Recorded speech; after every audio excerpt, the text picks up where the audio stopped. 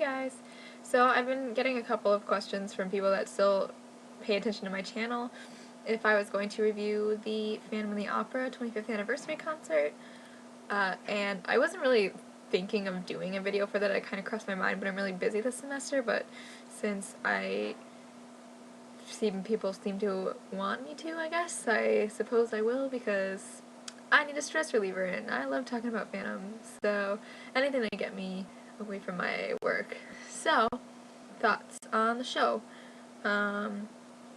I think I'm just gonna go scene by scene what I thought of everything instead of doing like actors at each time, because then I'll just be jumping around and stuff. So, I thought that the prologue was, pretty standard, whatever. It's a little bit slower, I think, than like in the movie or something, so sometimes I kind of am like, okay, I've seen it enough times to know what's happening, let's go. And then I always hear people in the audience or whatever that have never seen the show going, who was that old guy in the beginning? So sometimes I think it's a little bit out of, it ties in, but I don't think people realize it as much. But I think Earl Carpenter was the auctioneer, so that's pretty cool. Yep, whatever, auction. Hannibal, disappointed there was no elephant in Hannibal. I know there's like limitations for the Royal Albert Hall and stuff, but I'm not a huge fan of projections either. If you've ever heard me talk about Love Never Dies or Wizard of Oz, I'm not really a big fan of Andrew Lloyd Webber's fascination with projections. So like a lot of the backdrops, I wasn't too thrilled that they were that, but I can understand why they did it, because obviously the stage is set up so differently that what were they supposed to do.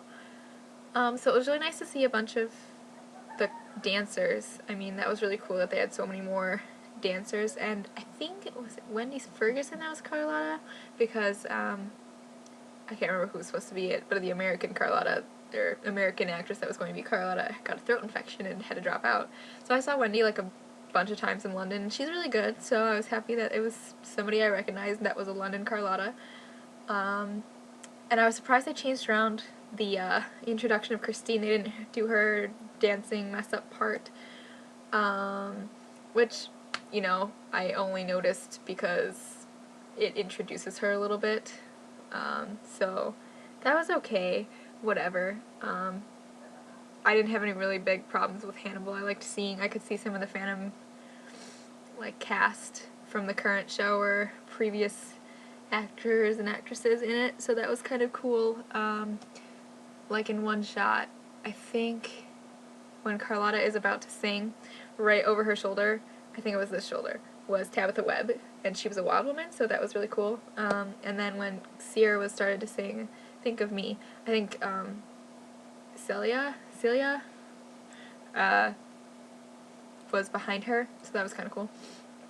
Think of Me, it was really good. I am 100% disappointed that Sierra did the Broadway/American cadenza instead of the West End cadenza.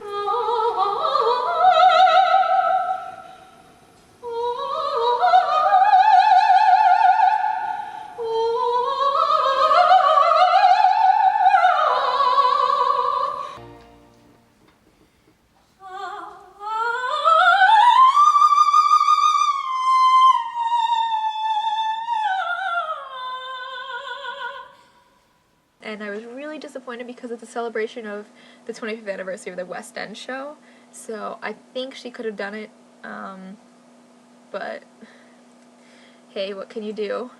But other than that, I love the West End version of the Alyssa skirt, and actually the West End Slave Girl better anyway, so that was really cool. Yeah, so I think after the show, it just didn't translate as well that she was bowing and stuff because of the projections, because it just looks so real on the stage at Her Majesty's. So that kind of stunk, and I was it was, it didn't really take away from the show at all. It's one of those little things that I missed. I sort of liked the sparse dressing room scene, although I will say for the entire show I did see a lot of parallels, or at least sort of setups of Love Never Dies, which I'm not a huge fan of, but see that as you will.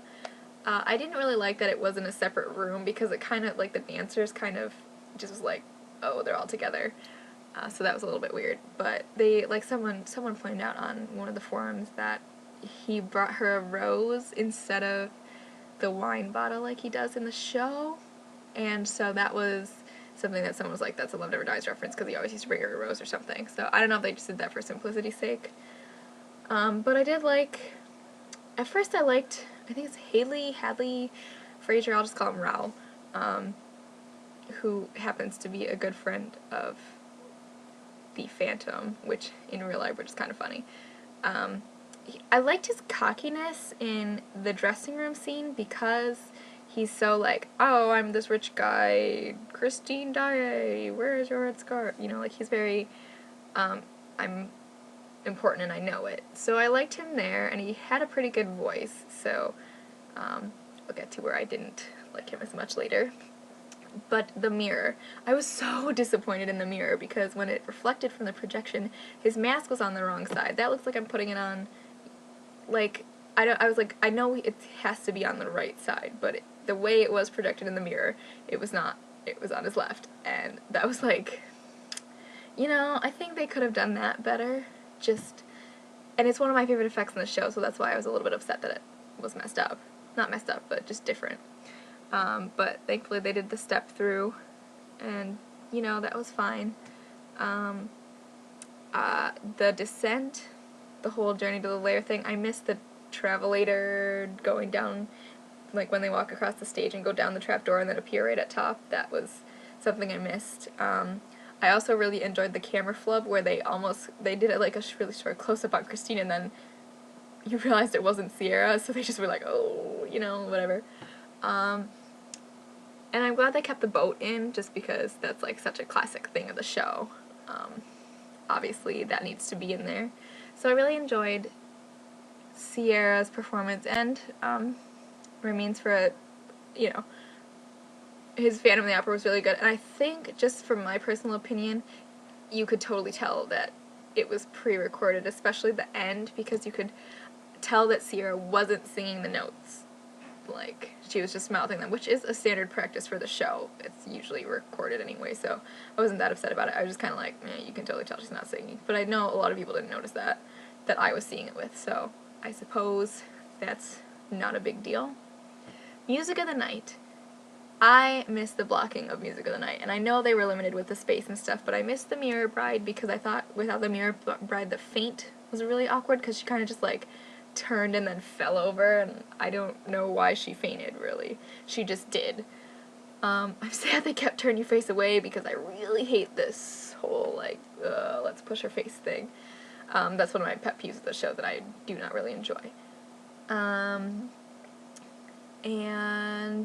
yeah, I just, personally, because I think that there are other actors that should have been cast as the Phantom, no offense to all the, RK fans out there and such, but I think personally John Owen Jones should have been the Phantom, simply because he's the longest running Phantom on the West End, and I think maybe he couldn't do it because he was still in the show, so I don't know if that limited his rehearsals, but there were other people, like Sophia Escobar is in the show right now, Katie Hall's in the show, Killian Donnelly's in the show, and they all were able to be at rehearsals, so I don't see why maybe John Owen Jones couldn't or wasn't offered it. So I'm a little bit disappointed with that. And I was also disappointed with Music of the Night in, like, just sound quality, because I just don't think it was his best performance, and maybe that's just because it was the third show, or I think it was the second show of the day, and he's been working really hard.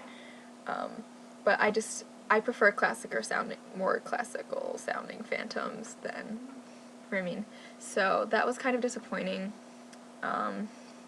Just for me personally, I know a lot of people disagree with me and say that it was perfect and fine. So whatever, to each your own. I really just generally prefer John Owen Jones. He's my favorite Phantom, so I'm totally biased in this, but I do think that he was off a little bit. I think other people noticed it too, but for those who probably had never seen the show before or weren't very, like, crazy about it and haven't listened to, like, 17 different Phantoms, I think it was probably fine for them, so that's whatever. Stranger Than You Dreamt It, I thought they could have used the stage more. I felt like they didn't spread out enough, and so, like, him dragging himself over wasn't very, like, dramatic or anything. So I think they could have spread it, I don't know, just spread it out more. I was sad he didn't change his robe either. That's just a tidbit that I thought was missing, sad, whatever. But other than that, no, they acted really well. He's kind of a crazy, like, when the mask comes off, he's like, ah, he's very loud and understandably upset. And Sierra, I loved her during that whole lair thing. I just think her acting was fantastic, which I'm really happy about because I've seen clips of her in the Vegas version. I never actually saw her live, but I did see her live in Love Never Dies. And her voice, I think, has improved a lot since Vegas. I wasn't a huge fan of it then, and I am now. But I was worried just in general, but her acting was really, really great. She just was fantastic. I thought she played everything really well. Like, she was, you know, naive but entranced but scared at the same time, and I thought she worked really well with him, and I think that's just because they've worked together for so long that it worked well. Notes was pretty much the same as it is on stage anywhere, especially because I've seen the two managers from London before. So that was comical, fun, whatever. Meg was really sassy in that, I noticed. She was very, like, so that was whatever, not really what I expected, because she's kind of like a background, quiet character, but I don't know. She's really spunky. And Il Muto, I miss being able to see the Phantom on the catwalk, and him shaking the chandelier. And, but it's still one of my favorite scenes, still comical, la la la. Il Muto Ballet, I was disappointed that they didn't do the projections on the back of the screen with the shadows and stuff, so instead you saw, like, Bouquet get killed by the Phantom and then his body drop down, and, you know, that was, like, interesting, but I still just really like the projections. It adds more to the mystery and ghost-like qualities I think that the Phantom tends to embody and project around the opera house.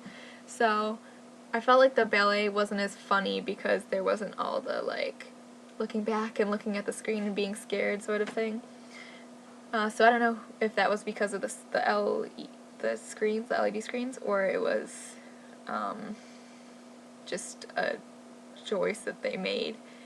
Now the rooftop is where I have my issues with the show, because I feel like Raoul, being friends with the star of Love Never Dies and not ever performing the role before, I think he missed the mark a lot on the rooftop, because I felt at this point Raoul's supposed to be really sympathetic towards Christine and worried about her because she's like crazy right now. She's being haunted by this guy. He's like, who is this madman? You've got to calm down. And instead he seemed really just like, Christine, what? Like, he seemed really eye-rolly and arrogant and cocky and very condescending to her, I thought. So I thought before, when he was, you know, like, there is no Phantom of the Opera, blah, blah, blah, I think he was very just harsh and rude, and I was not a fan. So when watching All I Ask of You while Sierra's doing all this awesome stuff, I loved when she was like curled up on the ground, like sobbing, and his All I Ask of You seemed so insincere because it seemed like he was just saying things to try and calm her down and he didn't actually care about her because he thinks she's crazy, and that's the vibe I got from him. So not a fan of his role in the rooftop scene. That's all I'm going to say about that. Vocally though, fantastic. He is a great singer, so yay for that, boo for acting. I'll Ask of You reprise. Don't really have any problems with it. He was alright. I thought it went better than Music of the Night for him, so yay to that. I'm so disappointed in the chandelier not crashing. I know it was probably really difficult, and the Royal Albert Hall was probably like, oh my god, safety, la la, but that is like one of the things that people remember from the show in the beginning in the 80s when it started, was that the chandelier crashed, and it was one of those first big major wow factor effects that a lot of other shows use today.